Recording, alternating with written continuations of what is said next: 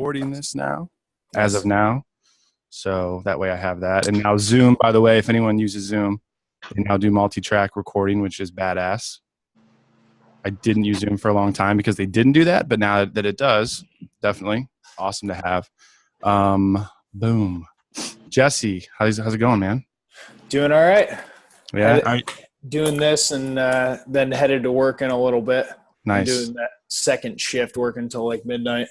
Oh, man. Did you also get the post-podcast movement blues?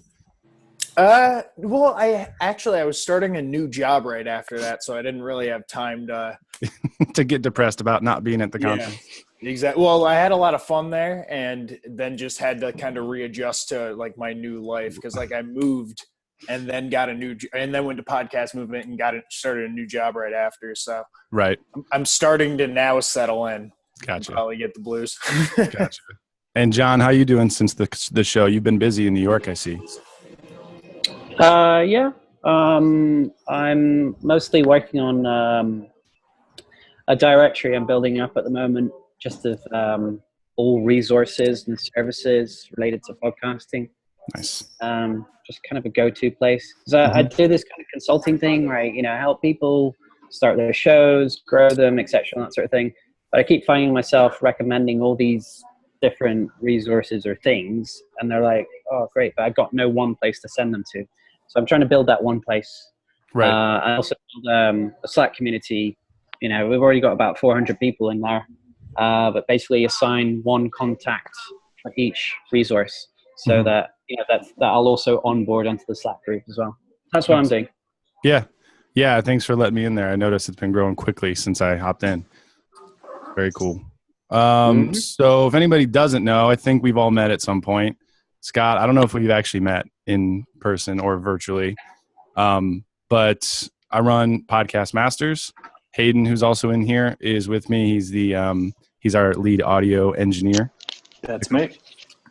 So I just wanted to get a group of people together a few weeks, a month, maybe twice a month, just to chat, Q&A, ask us questions since we've been doing some work in the industry for a while, just share resources, tips, whatever it's going to be. I know we have some people that maybe are fairly new to the show, have a long-running show, and they want to monetize. Everyone's kind of in a different spot right now, so we can all learn from each other and just have a powwow every once in a while. I think it'll be good.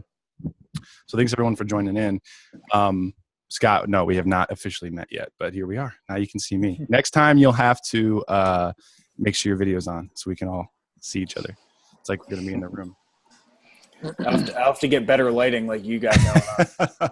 It took a while, I swear. Like live, we did video and live streaming for our show, and that was the longest thing that took us to figure out like actually how to do it the right way. I had to get these like crazy red blackout curtains because it shines right in here, and it's really, really bad if I don't, and it's super super hot in the room. Does anybody have any questions about podcasting in general to kick things off? I know that iOS 11 is still fairly new, and I've heard a lot of people not liking the new format of the podcast or have questions about it, or what are all the tags, or they're not working properly. That might be a good topical place to kick things off. Have you guys updated the tags? Are you noticed anything new? Yeah, I'm not a fan as a user, as a listener, as a user of the app. It's like the old one, you just open it up and it's like, what's new? It's just in chronological order of what's been downloaded. But now it's like you've got to go into shows or episodes, and then you go, oh, no way, that downloaded 3 episodes of that one. I didn't even notice. I'm just not a fan, to be honest. But it also sounds like not a lot of other people are fans of it as well. So maybe something will happen about it. What do you guys think? For me, it's I love I used to be able to put a podcast on and drive down the road, and when that podcast ended, it would go to the next one, and that's not happening. Yeah. You have to go back to the phone and push play on the next episode because it's not auto playing. I was hoping they'd change that in the last upgrade, but apparently they haven't.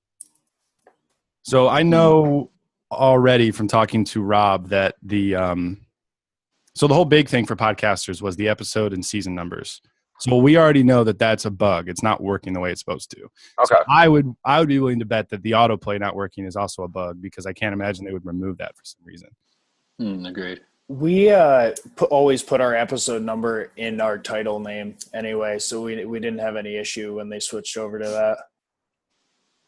And what's happening is basically you can set two types of show for your podcast, whether it's episodic or serial. And what's happening is if you set it as serial, like there are seasons, it is showing correctly. I don't know if you'll actually be able to see my phone. That's the problem. No, it's not going to work. Not quite. I can't share my screen because I'm looking at my phone. But if you set it like it's a serial show, even if it's not, it'll actually appear the way it's supposed to. But episodic shows, leaving the setting correct, it's not happening, and people are kind of annoyed about it.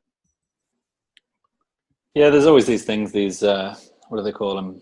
I can't think of the term right now, but it's like when something new is introduced, there's always growing pains, that type of thing, you know? Yeah. So like it'll all get sorted out eventually, really. It's just a bit annoying at the moment.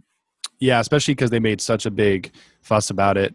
And like the host, like Libsyn, has been emailing people and making a push to get things adjusted and changed over. And then the day arrived and iOS 11 comes out and it's not actually even correct. So from a show standpoint, with the way that the new app looks, I've realized that the cover art is like now even more important than it was before, because it has to be eye-catching because it's these huge tiles of the art now. And we've been thinking about retooling our entire like cover art just to be like, I guess, more eye-catching to the users going through. Mm-hmm. Yeah, it's huge. It's always been important, but even more so now, like you said, because it looks different. Yeah, they're like big, like 1-inch square tiles or whatever, or like 1/2 inch or whatever they might come out to. But they're a lot bigger than they used to be. I'm gonna have to see if I can throw my phone onto a screen share for next time, so we can scroll through this stuff. Because that's the problem, is that it looks totally different on mobile, and it's used a lot more on mobile. So pulling up. Is there a way to rate and review a show from the phone? Yeah, it's still there. Yep. Huh? How do you do that? It's still there. So when you're looking again, let me see. Actually, Shit, I'm on the road. I shouldn't be looking at my phone. Okay. I think you have to go to search and actually search the podcast. Or there might be an easier way to go about that. It's partway down a show's. When you're looking at a show, it's partway down the page. Let me see if I can get this phone hooked up here. Oh yeah, they actually made that a little bit easier, I'd say, with the new app. Okay. Because it's about halfway down. They made like best of podcasts and then ratings and reviews. And you can rate it right from there, it looks like. Do you have to be on the episode? No, just the podcast in general. So if I go to, let's see, quote of the day show. I don't see where it says rate and review. Yeah, I'm not seeing it either. By the way, You guys see my screen? Yeah, there it is. Cool, I got it working. Are you recording this so I can look at it when I'm not driving? Yes. Okay. All right, so we'll just click on a show. Oh, wait a minute. That's the looking at you right now. Oh, there's a cop. So if you scroll down a little bit after the most current episodes, you'll see it. They'll say best of the podcast, and then it will give the ratings and review section. Okay. And then you can tap to rate it, and then write a review if you want. It's just it's not in the same spot. The good thing is that now, if you're subscribed to a show, you don't have to go back and research it just to do a review or something. Okay. So I do like that feature. I'm glad they changed that. And here's what it looks like if anybody's on Android or using Overcast or something, which I might actually switch to. Yeah, I don't know whether I'm the only person that the screen share hasn't worked for, but it's just been fairly stationary. Yeah, it's stuck on Listen Now. It's showing like Joe Rogan. Oh, really? Yeah. Joe Rogan and the James Altucher show. Well, maybe you can't see it then. Let me know if it changes. It was working before for a second. Oh, there we go. It started. Now it's showing JRE. Yep. Okay, cool. All right, sorry. Yeah, so I explained that, but you probably couldn't see it. So yeah, if you scroll down, we got best of the podcast here, and then the review section is under there. Nice. Nice and big, so you can see if it shows good or not. Nice. The best of part is kind of interesting too. Yeah, the only thing I don't like about it is like sometimes it keeps doing like the first episode as a best of because it's like the one listened to most, and it's like no, don't listen to that one. Is that based on downloads? How do they figure out what goes? I would imagine so. I don't know, but it's a good Maybe question listening to ask. time. Yeah, maybe listening duration. It could be a bunch of things. For my show, it's showing the 2 latest episodes. I'm not really sure what they're factoring into it. Let's see what mine says. If it is based on downloads and listeners and stuff like that, which I suppose it would be, then that would be a good sign. If your latest 2 are the most downloaded, that'd be a really good sign. See, I set mine to a serial show. That way the episode numbers show up, and now it's telling me to go back to season 1. But if I look at, let's take Jordan's show because she's a very popular. So if you set it, if you set it to serial, it'll just include the episode number in the order that they came out, essentially. Well, they're always going to be in the right order because that's based on the published date that you set. Yep. It's just a matter of it's supposed to. So see where it says September 26th there above the title. Yep. Supposed to tell you what the episode number is. Because I didn't put the episode number next to the guest name. It's like normally that's what we used to do. Yep. We remove that because it's supposed to be functioning where that purple text says episode number. And that's what's not working correctly. I guess until that bugs out, I'll keep putting my episode numbers in the title, but then that's going to be a lot of fixing later. So yeah, it took a good minute or 2 to go back and change everything. These are the 2 most recent episodes of the show. So, yeah, it looks like maybe that's not functioning quite correctly either, and they're just going with the most recent. Yeah, and I'm also not exactly sure what it ranks on, but that's a good question for Rob. Because I have a couple of guest episodes that I know have like higher downloads than some of our weekly ones that we put out. So I would assume that the higher downloaded ones would be the ones they'd want to showcase. Right. Yeah, because that's the real only metric that I imagine that they could use unless there's some other thing like the latest show, like you were. Yeah.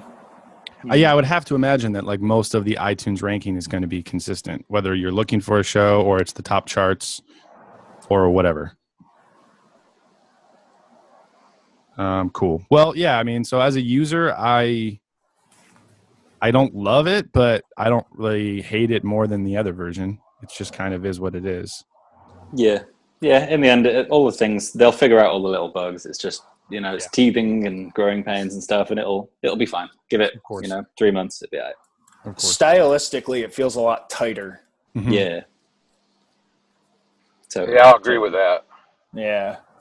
Yeah, I find it kind of hard to view everything at once. Yeah. Or to view a lot of things at once. It gives you a very like limited window with the 2 rows there or 2 columns there. Yeah. Where's this button at? Stop. So I've got something interesting I thought the other week. It's off iOS 11 in the new podcast app. So let me know as soon as everyone's finished talking about that, and I'll update you. It's this thing that I thought. I'm pretty good. Does anybody have any questions about iOS 11 operating or any of the iTunes tags or any of that stuff that you've heard to change all your episodes or any of that? Good. I've complained enough about it.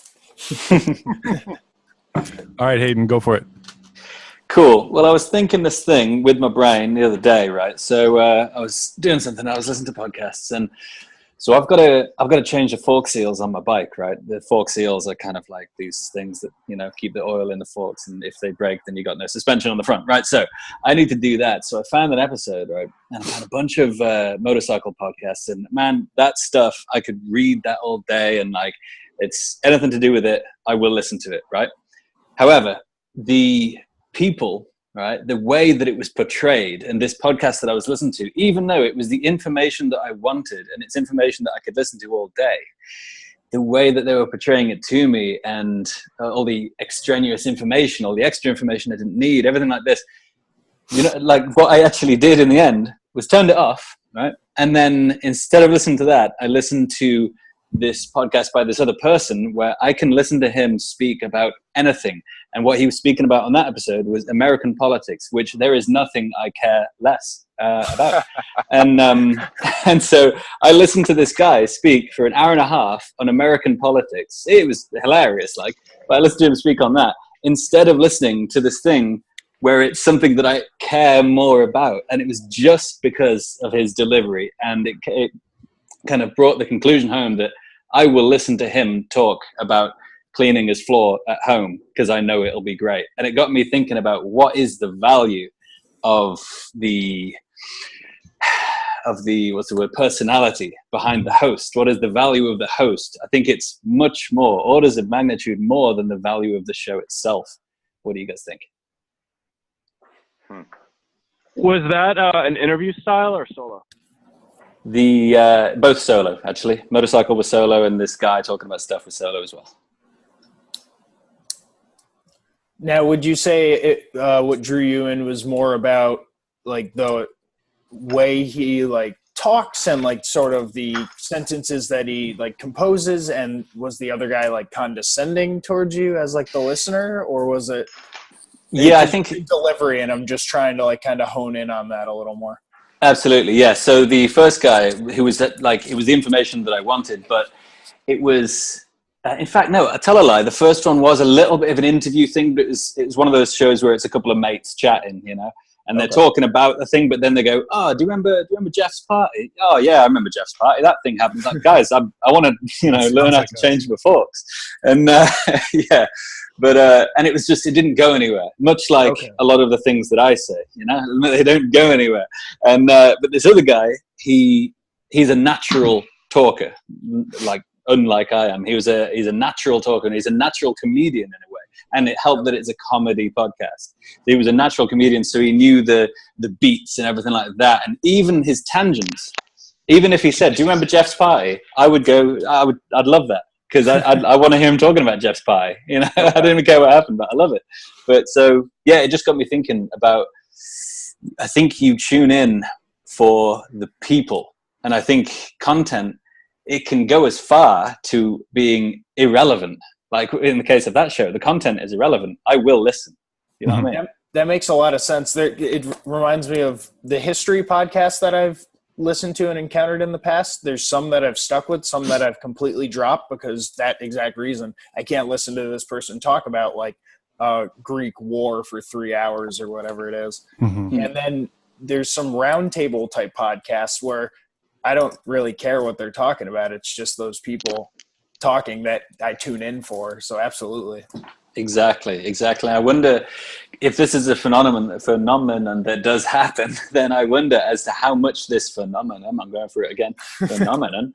I wonder as to how much this plays into the everyday podcast. I wonder how much this plays into our podcasts, where content is important, but I wonder as to how important that host is, their personality, the connection with the listener. I wonder as to the percentage of importance when it comes to people wanting to listen to the show. Yeah, and that might be one of the big reasons why comedy podcasts are some of the most popular shows that are on iTunes. It's because all those comedians, they already are entertaining, or else they wouldn't be doing their job. They wouldn't be famous and successful as comedians if they weren't good at it, obviously. So it translates so well into podcasting, and that's why them as hosts, they know how to carry a conversation or carry an interview or keep people on the hook no matter what the content, what the subject is.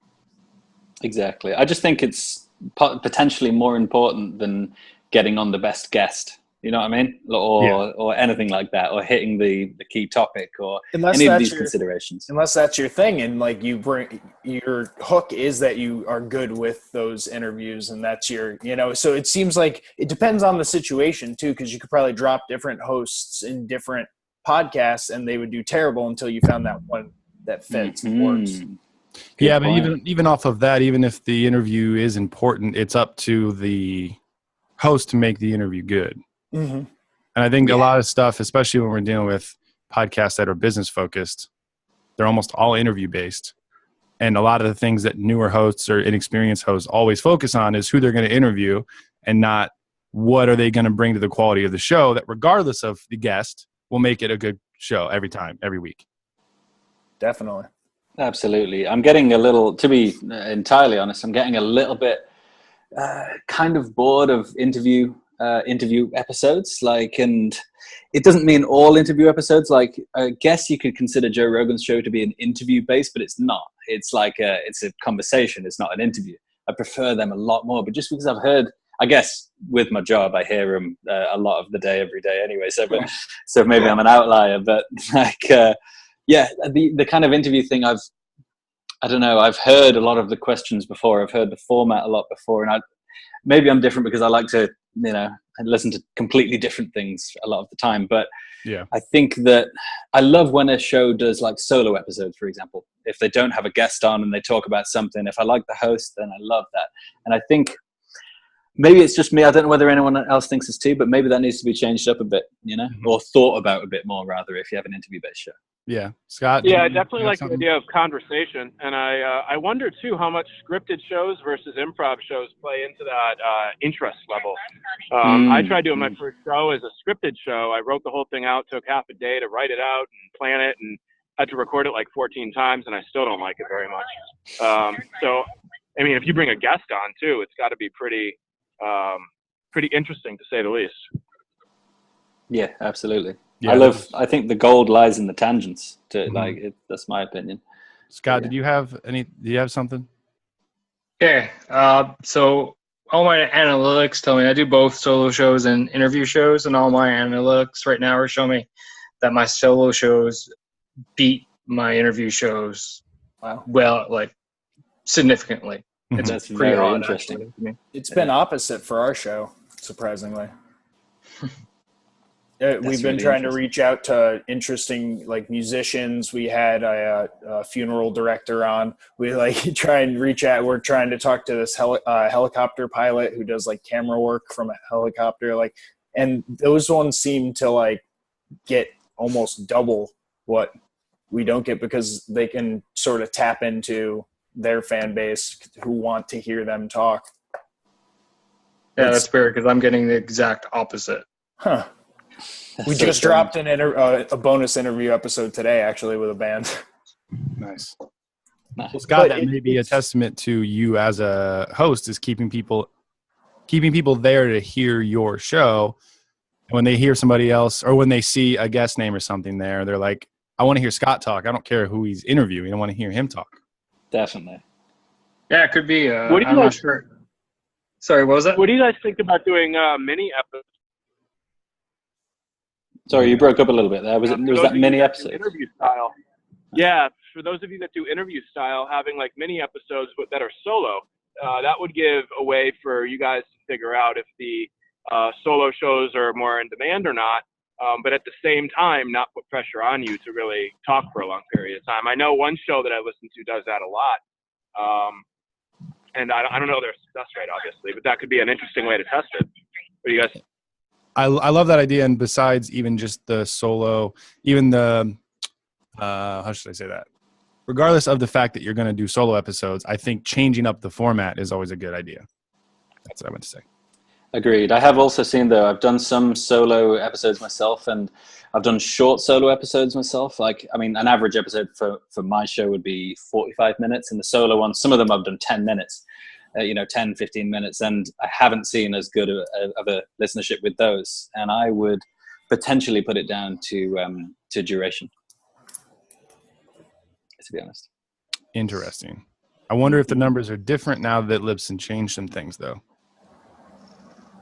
In what sense? So, any other? Well, this is going to it's going to go tangentially. So, anybody else on the solo versus interview theme? I had one more thing to speak to what Hayden was saying before about conversations, not interviews. That's something my counterpart, Matt, who may or may not pop in here eventually, he always stresses whenever we have guests on. He says, let's make this a conversation. If we go off on something about a trip that they went on that's totally unrelated to why we're bringing them on, we always try and kind of follow that natural path. And it seems to work in terms of getting the downloads, and people seem to enjoy those episodes. And we do them sort of mini because we have weekly episodes with just myself and my co-host. Oh, absolutely. And like, I think even with interview-based shows, I mean, I've done interviews in the past, and I know it's going to be a long one. And sometimes it's just so hard to have that conversation. It's so hard to go down the tangents, and they're just like, yep. And then you ask them a question, and they're like, yep, twice a week, yep. And that's it, you know? But so for that, I always do little kind of maybe 5 or 6 kind of bullet points of like, ask him about this. Like I was getting ready to interview Henry Rollins, and I've been like his biggest fan for like 10 years or something. And nice. I'm like, man, can I just rely on myself to turn this into a conversation with one of my idols? And so I had to write down all these like I did about 10 bullet points, and I don't think I used a single one. We just had a conversation. Those bullet points are helpful there, very helpful. That's all right. So, and that's one thing I've noticed, not even necessarily with interviews, but sometimes, so we do a Star Wars show. So if there's weeks where there isn't a lot of new Star Wars news, sometimes we try to do a bullet point list of a few things in the press or new photos from the new movie or these things that we're going to talk about. And I find myself while we're recording it, just reading off show notes. Like sometimes that triggers in our head for some reason that we're not going to talk right now. We're going to just go down this list of topics that we decided on ahead of time. And it doesn't make for as good of an episode. Agreed. And I think that also depends on the type of show too, the format. Our format is very loose, and you know, there really isn't a format, and that's the point. So I think it depends.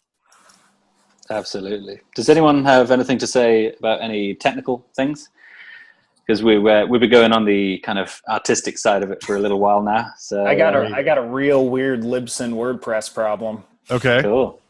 All right. So after Podcast Movement and talking to the guys at the Libsyn stand, they were like, you know, the process that I'm using to get my stuff to iTunes is all out of whack. You know, I've been paying for Libsyn, but my RSS feed comes off of WordPress because I didn't really know what I was doing when I set it up originally. I've seen that a lot. Yes. So it's the free WordPress, which comes with like bare bones nothing. You know, they don't want to give you anything unless you're giving them money. So talking to Libsyn, they said my easiest route is a 301 redirect of my RSS feed. Mm-hmm. That way I don't lose all my subscribers. People don't all of a sudden like lose us in the iTunes store and have to re-find us and all that. Right. Basically undoing the progress of the last year of building this show. Right.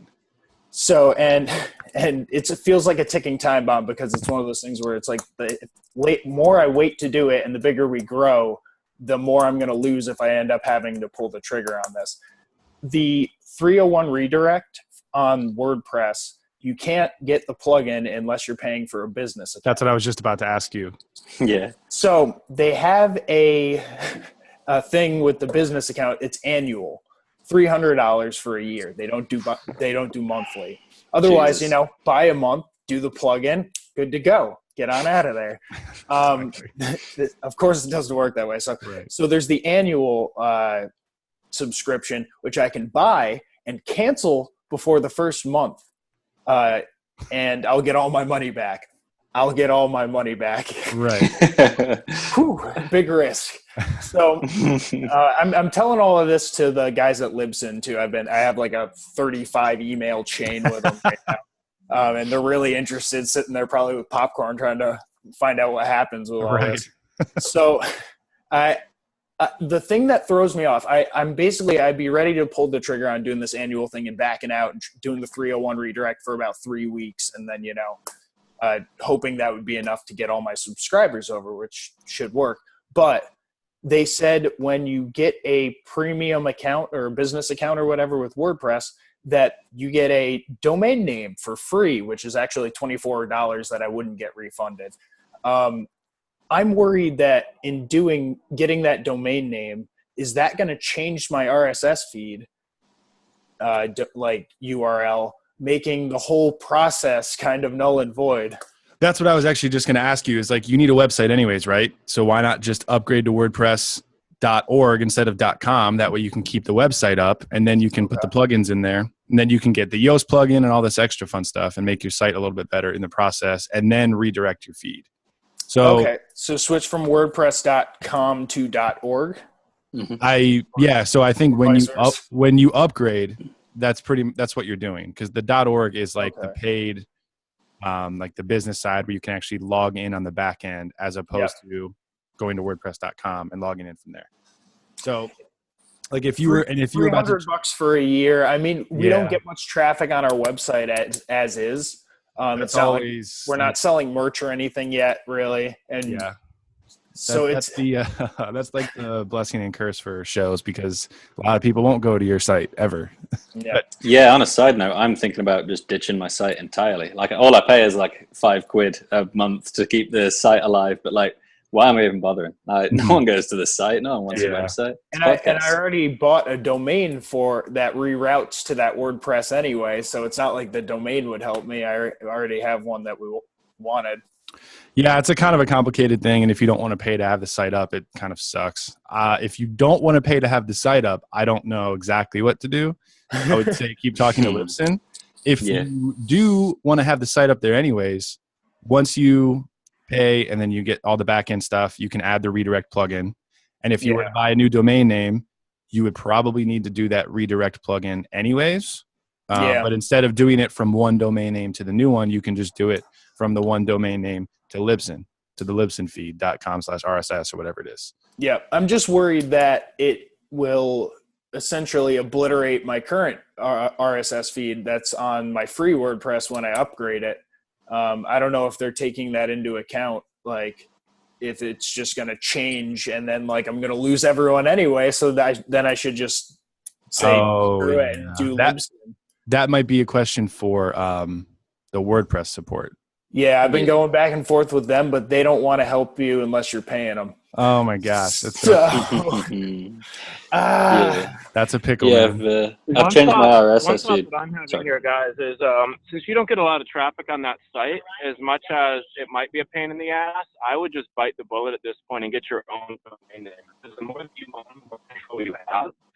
So if you have your own domain name and then you even pay for a shared server somewhere, you'd be off the WordPress site with all the restrictions that come with WordPress, and you'd be able to do whatever you wanted without paying $300 a year. You would have to deal with the redirect, but in the long run, it would be a lot easier and a lot cheaper. Yeah, because I would end up going with like what is it, Squarespace. Or like one of those. Yeah, Squarespace. Better one. They're a little bit more user friendly than like what WordPress is more of a blog. It feels like, which isn't what we're really trying to do here. So yeah, I mean, I could basically pay the $300, hope it doesn't screw up the RSS feed URL, and maybe do the 301 redirect, and it'll all work out. I did that before. I had a different RSS feed than I do now. It changed halfway through. I went from Libsyn, changed all my RSS feed to this other one, and then went, oh no, it's not as good as I thought it would, and then went back. And and then I had to. The thing that sucked though, the thing that you got to remember is the aggregates, the thing that the places that take from your RSS feed, they take from iTunes and everything like this, like Player.fm and stuff like that. What happened with that was I had my show was on there twice, and I had to email them like, hey, this one doesn't work, and this one's got like 50 followers, this one's got like 2, but this is actually the real one now, and so could you go over, but actually, like, will I lose those followers on this random website? And so that's the thing to look out for when you do redirect.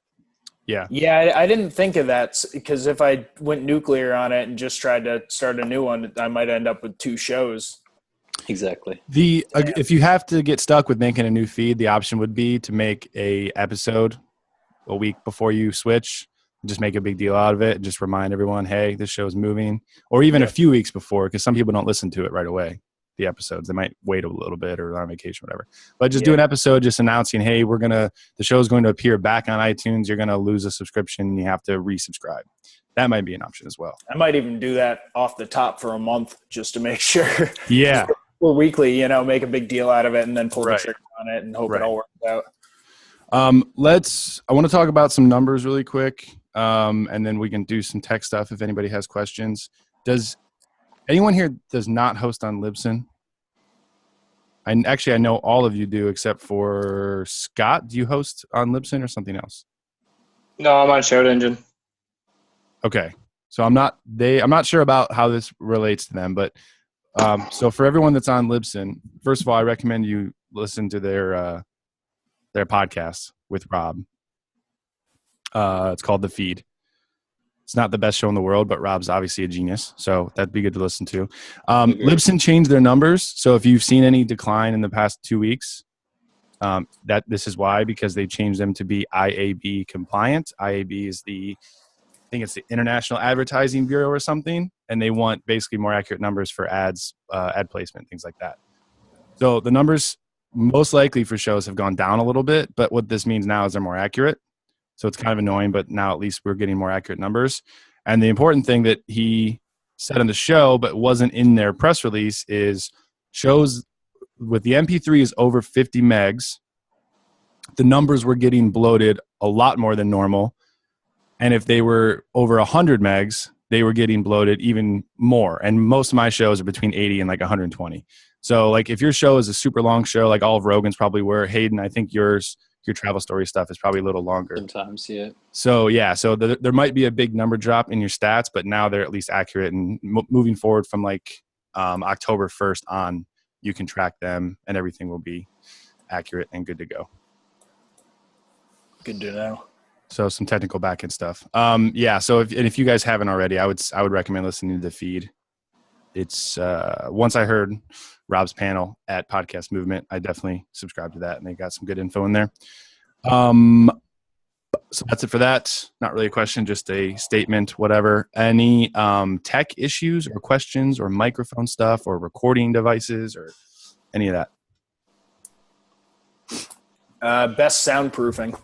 I got a main road next to my house. You're not going to be able. Yeah. So if you see these little things I have hanging up, so they cut down on reflection. So they cut down on reverb and echo in the room. But unless the house is built from the ground up being soundproof, it's not really going to be soundproof. Okay, become a millionaire. Build soundproof. I have a main road near my house too. What I did, this is really cheap. This is a really cheap solution, but it seemed to work. I got a huge packing box, and I cut that packing box up and then went and got squares, a lot like what Cody was just showing. And I glued using construction adhesive, so $8 at whatever your hardware store is. Glued the squares to the cardboard, and then used bungee cords to hang them from a drape rack thing, like those rods above the windows, right by the window, and just closed the window, hung that up, and it really cut down on at least half the noise. So it's not the best solution. I mean, it's a pretty good solution. Yeah. It's really hacked together. It does work. The other option that I was thinking is if you put those hooks for the drapes up and get a big moving blanket, 2 or 3 moving blankets, and hang those over, that'll work too. Yeah. Okay. Kind of like frats used to put like mattresses against the wall. Yeah. No, actually, one of the big podcasting guys that I'm sure you guys have seen, I'm not going to name any names, but at one point he took a picture of him and his now fiance or wife or whatever the hell they are, out in Colombia or something with 2 mattresses to make a room, and they did the recording in that room, and it worked great. As soon as you said Colombia, I knew who you were talking about. Yeah, exactly. Yeah, I know. I figured you would, Cody. Yeah, so like I was maybe getting a little too technical, like it will never be soundproof, quote unquote, recording studio person. Yeah, but you can cut down on things. One of the music studios I used to teach at had those big moving blankets that Chris mentioned. Actually, I think I still have them somewhere, but they're pretty big. They're like 7 or 8 feet high if you hang them, and they're really thick. So nothing's ever perfect, but it will help. I have a loud Rode right out here, but that's why I use these mics, by the way, these dynamic mics, these SM57s. They don't pick up a lot. I actually have a fan going on right now. I don't know if you guys can hear that either. But usually using this kind of mic and using noise reduction when we do post usually cuts everything out. I also cheat because I have background music in my show. So I have a little more leniency because I've relied on that a lot. Anyways. Yeah. So I didn't actually, I will say, point of pride, I didn't actually do it to hide the background noise. I just always have done it. And now we're in a Yeah, exactly. So yeah, there are always a few options, but one thing, like my co-host has a very loud, boisterous voice, so he'll come through my microphone, and I have to cut mic bleed out, and his reflects all over the room like crazy. So if you have like any reverb issues, these panels things they will work. So I got like $55. I got a pack of 40 of them, I think. Not pro quality versions, but they still do the trick. And hung those all around the room, and it seems to work pretty well. Cool. Absolutely, yeah. I'd also add that if anyone can get their hands on some rock wool and things like that, if you get one of those moving blankets, or get an acoustic, not an acoustic panel, but like a sound board, I don't know what they're called in the States, but like whack that over like the window, and then put some rock wool, and then put a blanket. You can go to town, man. You can make it as good as you want. But alternatively, move to England where walls were built in the 1700s, and that'll sort you right out. But no, the important thing I think that Cody said was use dynamic microphones 100% of the time. I don't see any point in condensers, especially when you're next to a window or you've got a road there. You just want dynamic. And if you do have a co-host with you, make sure your mic is pointed. Obviously, I don't know how many of you guys actually, whether I'm preaching to the choir or whatnot, but have your mic facing directly away from them, have theirs facing directly away from you. The points of rejection points from the microphone. Have to think about that with the I also want to add to Cody's point too about the mic. Cody, you mentioned the SM57, which I know is made for tighter, and it's made for instruments in general. But can you hear me? A little better now. You were getting kind of cut out. Sorry, there's some dogs in the background. That's okay. I wanted to mention, to your point, you mentioned an SM57, so not just a dynamic mic, but the mic actually matters too. When I do my recording, just because I'm kind of OCD, I use two mics.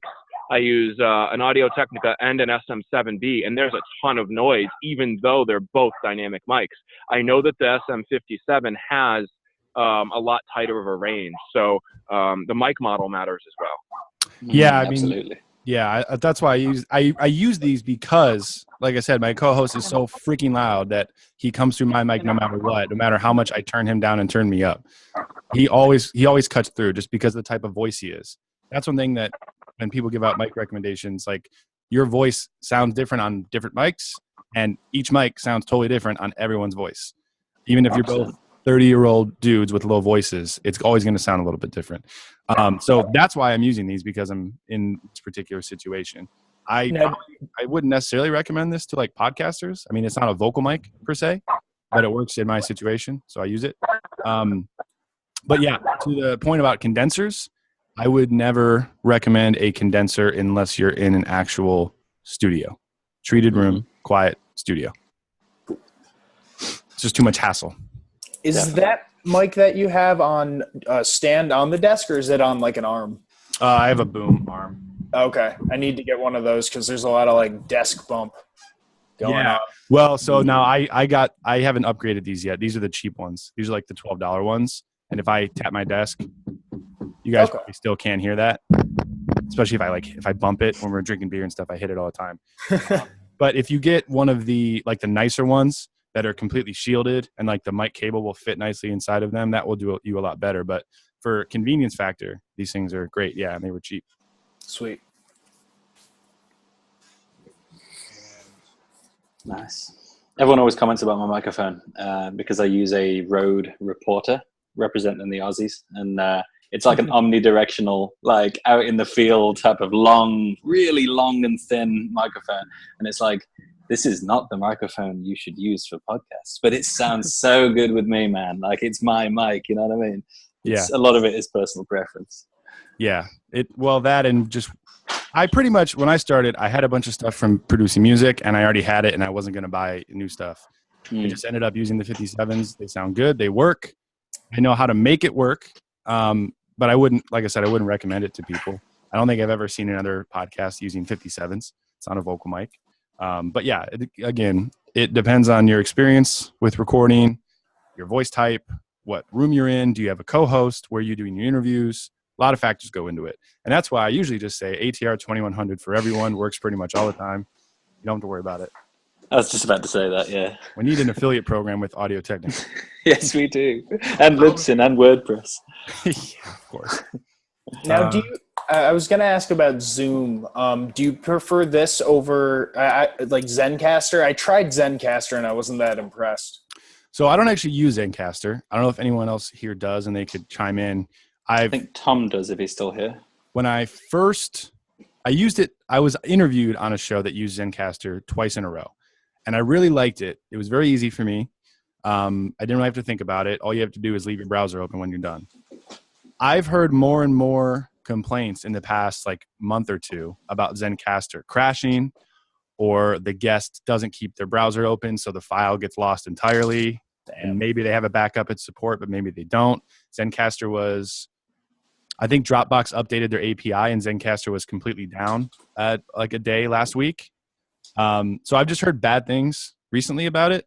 I always used to use Skype. Skype blows now. It's terrible. It's a memory hog. It takes up way too much performance on your computer than it really should. And now, like I said at the beginning of the call, now that Zoom has multi-track recording, this is what I've been using. Cool. How do you multi-track recording? How do you enable that? Because what I do, I have kind of a unique case that I don't think applies to anybody, but maybe it does. And so what I do is I do my hardware out, so my audio out. I just reroute back into an input and record it in separate tracks. But how do you do multi-track recording with Zoom? I will show you. So can you see my screen now? Yes. So all that they did was in the record tab in the settings, just record a separate audio file for each participant who speaks. That's really cool. All right, that helps. Yeah, it snuck up there. I opened Zoom one day to do a call with somebody else, and I noticed it, and I was like, oh, okay, now I can switch. That's what I was waiting for. Yeah, and then you don't have to worry about levels or any of that shit. Because even in my setup, and of course, if anybody out there is recording with a multi-track input, even the those little handheld things, the Zooms, you would still need to tweak your levels and get it just right. And if somebody gets loud, there's no adjustment or anything like that. If you do your calls in Zoom now, like that's awesome. Yeah, man, I actually do a weird thing which sounds like it's a little bit like your setup, but like a little more software based, and it's like overly cautious of losing files and stuff. So like I haven't done an interview for a while now, but I used Skype, and so I sent Skype out into Soundflower. I don't know how many Mac users there are, but there's Audio Hijack. There's a bunch of different ones, especially for Windows as well. And then split that so that the guest was on the one track and I was on the other, and then got that into Logic, and then or whatever you use, or who uses Audacity or anything else, and then so that's multi-track there, and then that came out of the computer into the H4n, the Zoom, and then it recorded onto that. And then and as well as that, the call recorder was going as well. So for every interview, I had 3 different versions of this thing being recorded at any one time. Then it was back up to Dropbox. Crazy. Yeah, it was ridiculous. Absolutely ridiculous. Fail-safe. I think I was... From my IT background, the way that I look at it is the closer you can get to the hardware, the better. So I actually have a wire going from my output to my input, and there's no fault there. Like I can't think software will crash if I'm doing it that way. Right. Yeah. Right. Totally. Scott. Oh, hey guys. Sorry, I didn't realize I was on mute there. That's okay. Yeah, you can just start shouting. Oh yeah, no, I'm working away here while we're listening to you guys. Anyway, I use Zoom because when I do my interviews, the really cool thing I find is that it does a file at the end where it does both the video conference save, but it also splits out the audio. Mm-hmm. So you don't even have to do anything else after the fact. You just grab the audio file and start manipulating it that way. Right. Yeah. The reason that I quit Skype was because, so I live stream our show, and my co-host moved 6 or 8 weeks ago. So now we're doing them virtually. And when I was trying to record my video, stream, run Logic, run his webcam in, and stream everything, Skype was bogging my computer down like crazy. And I knew that it obviously wasn't my computer's fault. And then we tried Zoom, and this thing's running. I got Dropbox running in the background. Like this thing, it takes up almost no CPU at all. And it's super convenient. And then, now you can multi-track. And if anyone's tried to use Skype on mobile, that's even worse than the desktop version. Yeah. I had to get a new phone because Skype crashed my phone on mobile. Jeez. Damn. I don't doubt it, though. Yeah, Skype sucks. Every time Microsoft buys something. Or make something. Although I did go into a Microsoft store and play with one of their little color wheels on their big tablets they got now. Scott says he's got to run. Okay. Good chatting. Nice Cool, speaking to you, Scott. Yeah. Stay yelling at us in that Slack if you have any questions. We'll I think we'll probably do this maybe every other week. I haven't totally decided. We'll see whatever. That's fortnightly. Let's try and use the word fortnightly. Fortnightly. It's a very good word. Over here in the 1700s, that word didn't. See, because bi-weekly, what's that? That's 2 times a week or every other week. Though. We'll do it fortnightly only if Cody ships us some mead. There you go. Yes. I have mead my California mead in my fridge. It's been a while since I've had some mead, so good call. It was my first time buying it. I had to try. It's awesome. I love it. I feel like I just had something to say. Maybe not. I guess we're good. Fortnightly. Fortnightly. Oh, that's what I was going to say. I actually looked up the term bi-weekly because I was confused, and the dictionary literally said it means both. It means twice a week, and it means every other week. In your country, it does. In our country, we've got a word for both. Well, in every country, it means that because you have a different word. That bi-weekly word still means something terrible. Yeah, we know. If someone goes bi-weekly, we go, oh, what? So like Monday and Thursday, you know? So Did we know, our man. country come from your country? Exactly. You've ruined it.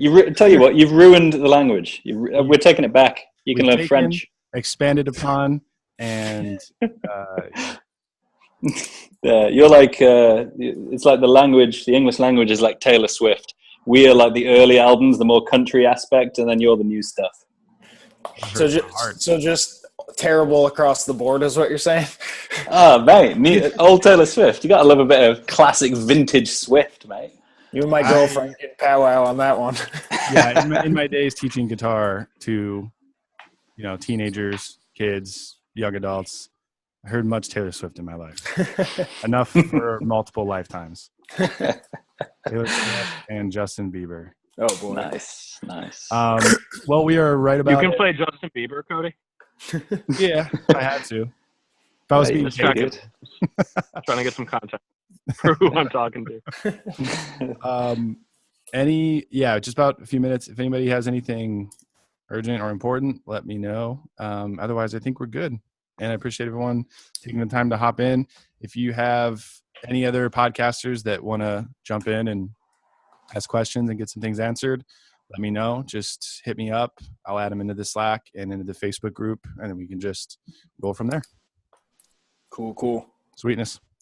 Awesome. All right, guys. Awesome, guys. Thanks again. Talk to y'all soon. Take care. Cool. Good speaking to you guys. Speak to you in a fortnight.